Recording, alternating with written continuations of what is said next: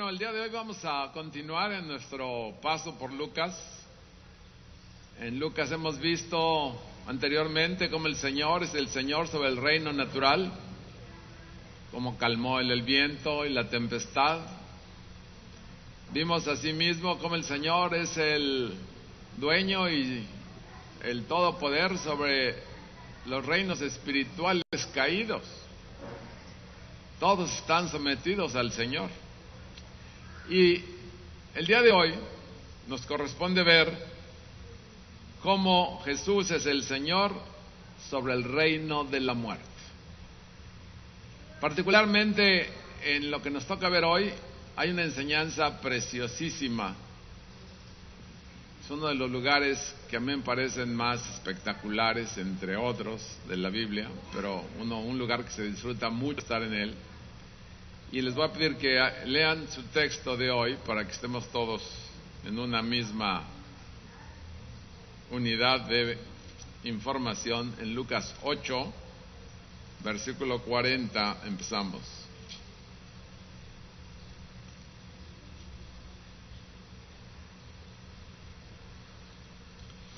Cuando volvió Jesús, le recibió la multitud con gozo, porque todos le esperaban. Entonces vino un varón llamado Jairo, que era principal de la sinagoga, y postrándose a los pies de Jesús, le rogaba que entrase en su casa,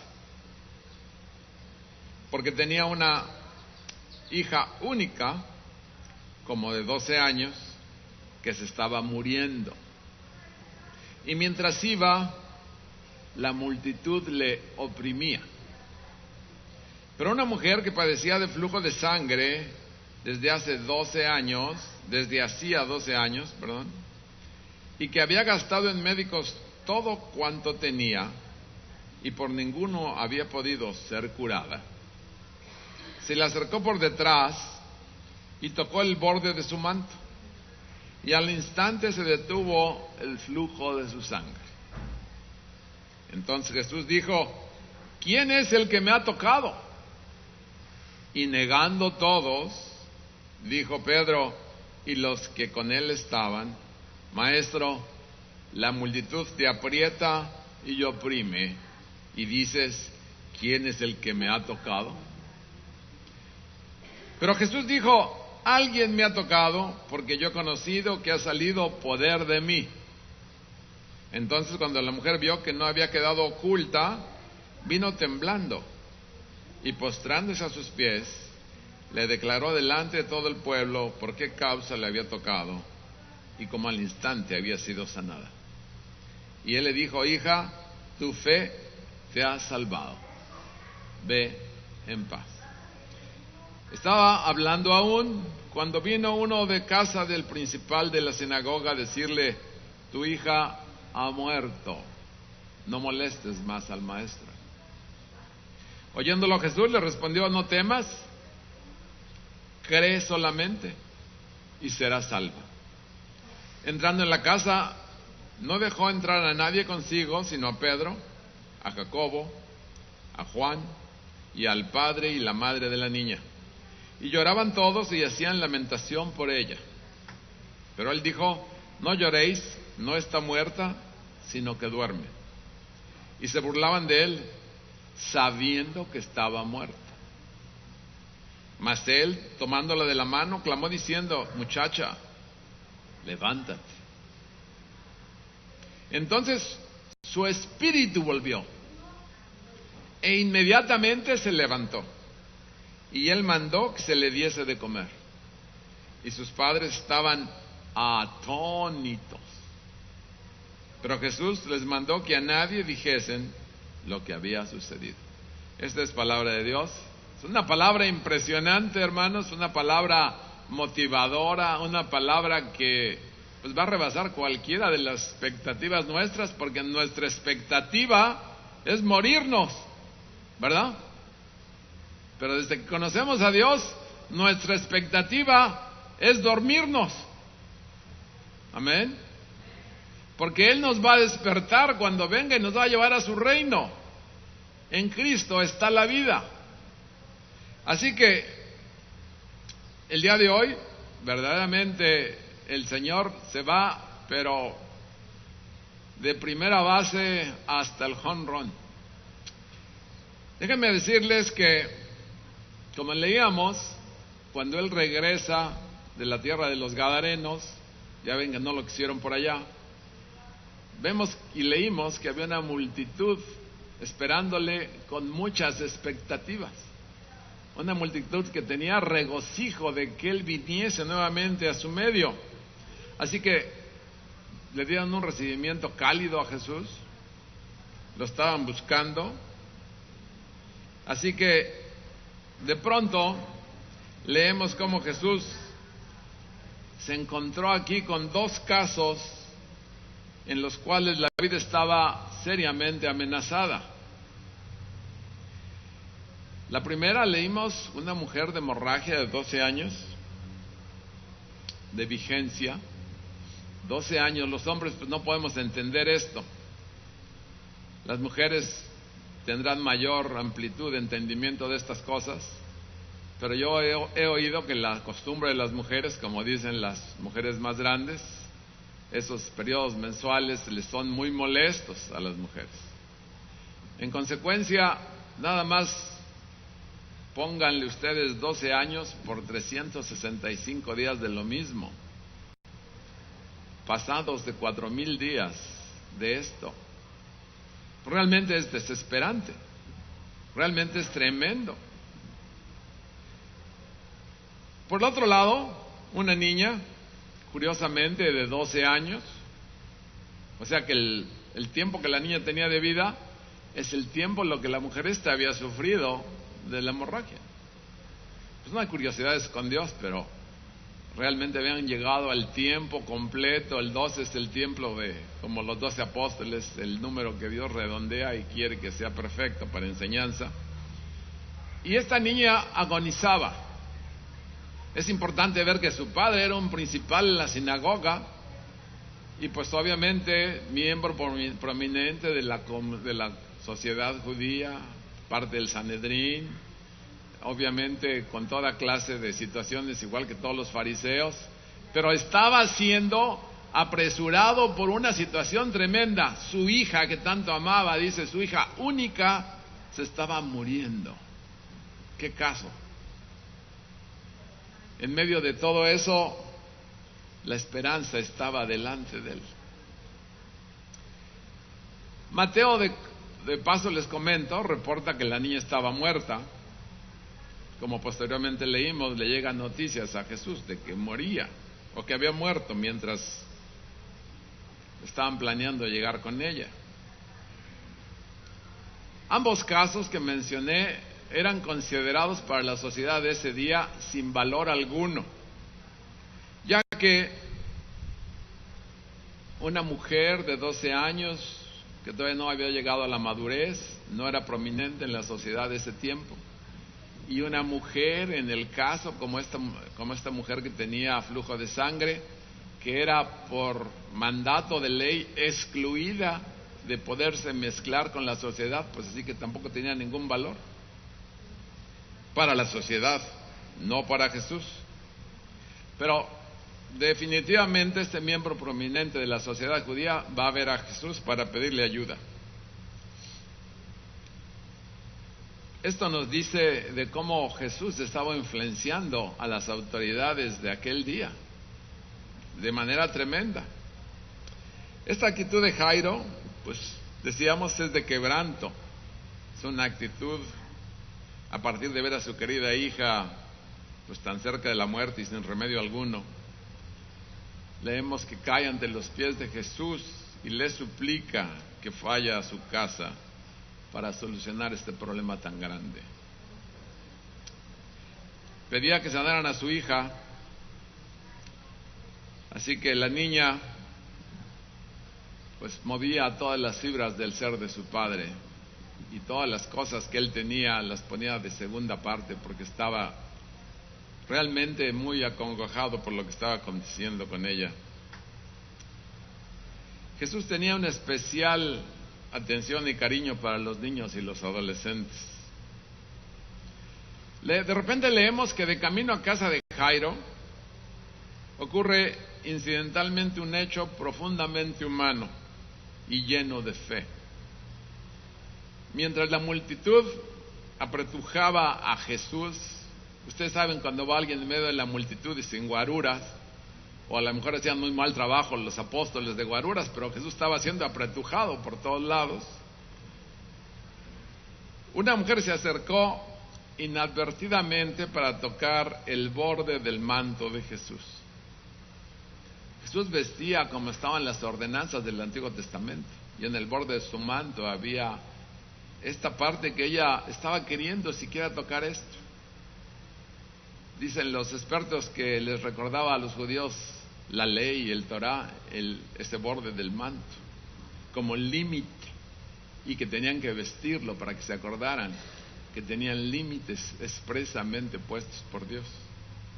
Asimismo, esta mujer pensó que de alguna manera, si ella podría llegar a ser salva de esa enfermedad que la tenía plagada por 12 años, pues sería tocando el borde del manto de Jesús. Como leímos, asimismo,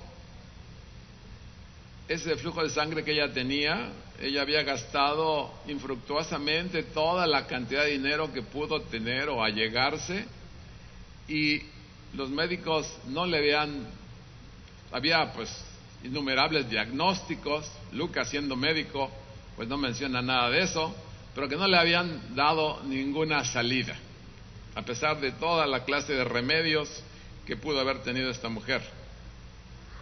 Así que eso nos lo informa Marcos así de manera más puntual.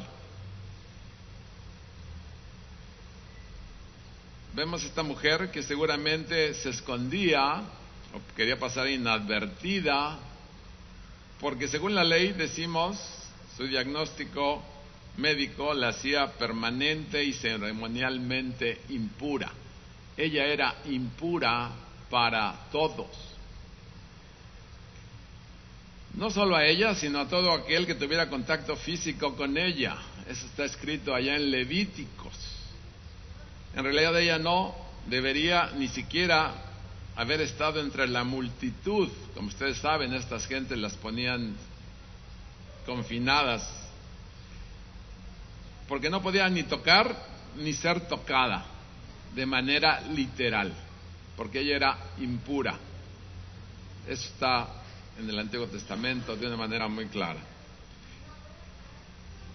Por eso ella era una perfecta marginada del mundo exterior. ¿A qué equivale eso? A una desesperación completa. ¿Qué hay peor que una desesperación total? Pues la muerte. Ella todavía no se moría, pero realmente esto de oír que estaba Jesús por ahí era su última salida, seguramente. Una esperanza y una fe impresionante que tenía en esto. Es probable que ella fuera una mujer a estas alturas ya sin esposo y sin hijos, y si los tenía no podían ni tocarla ni tenerla cerca. Pero vimos y leímos cómo el efecto inmediato de su atrevida y desesperada acción fue que de inmediato se le detuvo la hemorragia que tenía.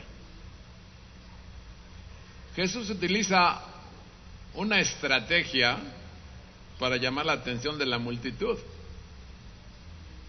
porque este es un problema delicado. Imagínense, al pedir el testimonio y confesión pública de aquella mujer, Jesús obviamente sí sabía que lo habían tocado y sí sabía quién lo había tocado, pero ¿a qué propósito se tiene que él haya hecho este alto a las acciones y decir quién me ha tocado? Si Pedro decía, maestro, pues si te están haciendo chilaquil, y todo ello dice que quién te tocó. Pero ¿cuál era el propósito de Jesús? ¿Quién es el que me ha tocado?